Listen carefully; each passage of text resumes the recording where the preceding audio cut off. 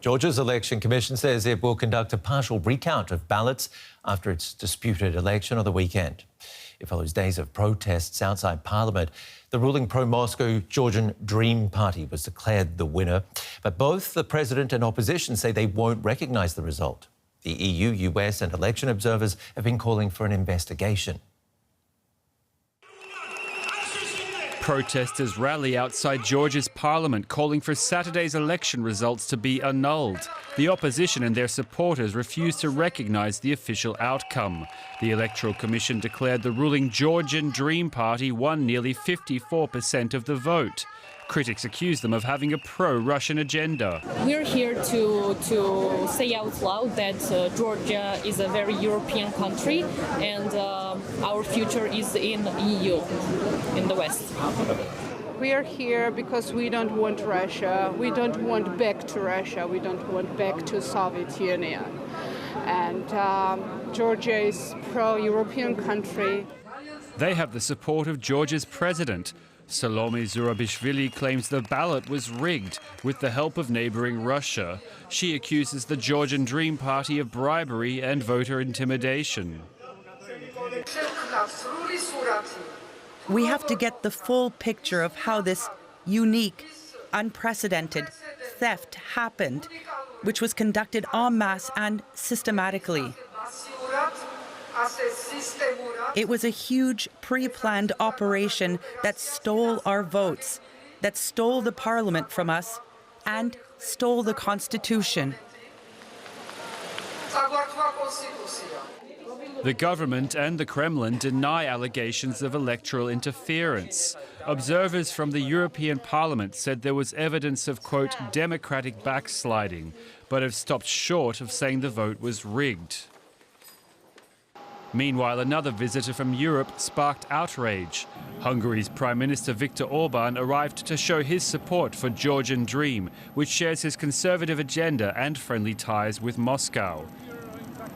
He was heckled by opposition protesters on the streets of Tbilisi. More than a dozen EU foreign ministers rebuked Orban, saying he did not speak on behalf of the bloc. The former Soviet republic is at a crossroads, caught between keeping its historical ties with Russia or pursuing membership in the EU. But Prime Minister Irakli Kobakidze of Georgian Dream insists EU membership is still a priority. Development in all directions is important for us to achieve Georgia's full integration into the EU by 2030. And everything will be done to accomplish this. Assurances that have failed to quell the feelings of injustice amongst some on the streets of Georgia. Our correspondent Maria Katamadze is standing by in Tbilisi. Tell us more about the Electoral Commission's announcement of a partial recount. We understand that the Central Election Committee will choose 5 random polling stations in each district, which makes it up to 14% of total polling stations in this country, and they will reassess and re-evaluate, recount the votes. Still unclear how many exactly the votes, but as I said, up to 14%, as they are saying now. Well, we haven't really heard the reactions from the opposition up to this point. The opposition leaders yesterday said that they are urging the government to conduct a new elections, and they dropped their mandate, saying that they will not enter what they call, and in their view, a legitimate parliament. They called these new elections under the administration of the International Election Committee, which shows you sort of increasing distrust in regards to the Central Election Committee. So it's going to be interesting to see what how the opposition will react to that sort of recount. And you were just at the press conference held between Georgia's Prime Minister and his Hungarian counterpart. What did they have to say? Yeah, so Viktor Orban congratulated once again the ruling Georgian Dream party. He said that Georgians and Hungarians are similar with their fight for freedom. He also urged the Georgian governments not to pay too much attention to what Brussels has to say.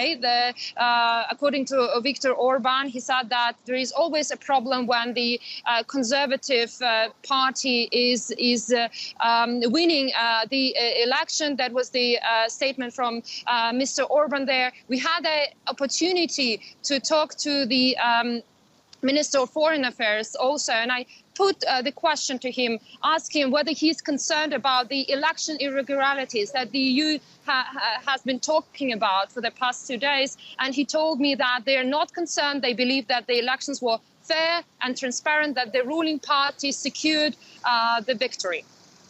Maria Katamadze with the very latest there from Tbilisi.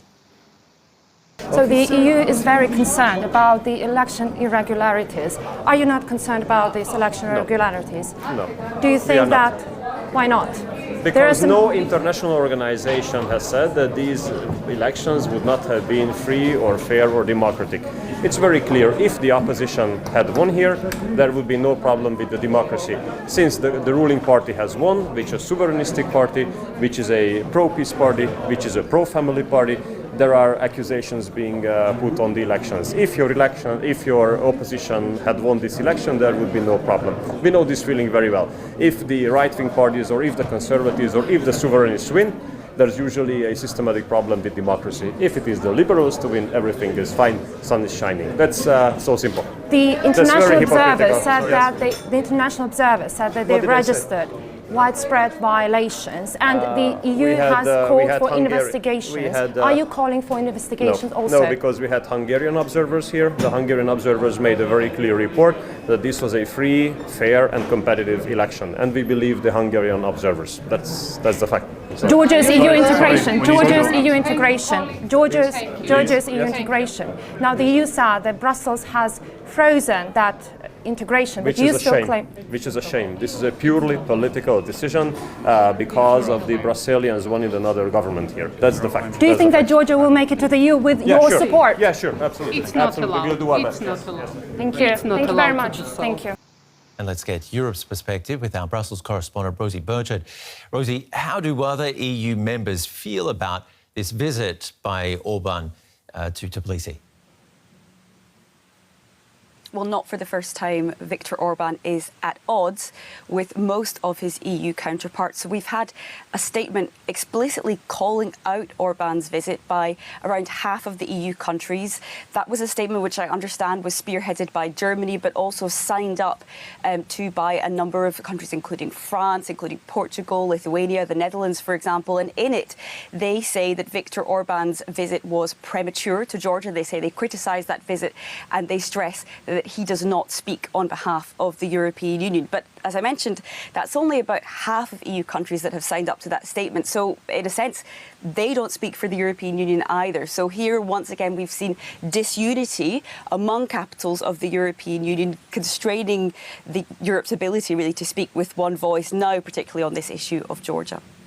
And Georgian election officials are now planning to recount at least part of the vote. Is that what EU officials were hoping for? EU officials have not been calling for an official recount, but they have been pointing to what they refer to as the findings of those electoral observers in Georgia. So they point to reports of electoral irregularities. They point to concerns about vote secrecy, for example. And while I said that EU capitals have been a bit disunited on this, we have heard statements from EU officials here in Brussels, and instead they are calling simply for a transparent investigation into these allegations of electoral irregularities. So no call for a recount, but certainly a call for an investigation. Whatever the final result, could it jeopardise Georgia's ambitions to join the EU? Well, the capacity to hold free and fair elections is a key criteria for aspirant EU members. But this election in itself is not what's going to throw Georgia off its EU path, because essentially that process has already been frozen for a few months after some controversial legislation which was moved forward in Georgia, which was seen as really having an authoritarian tilt here in Brussels. Now, Georgia has only been an official candidate for EU membership since last year, so it's already veered off that path. There are accusations accusations that the EU has in the past really dragged its feet on an enlargement, and then critics say, well, can they expect anything else that the voters or citizens of aspirant members become disillusioned with hopes of Brussels? But that aside, for the moment, that path toward the EU for Georgia is not going anywhere. OK, well, we'll have to leave it there. Thank you very much for the very latest on The View from Brussels with Rosie Birchard.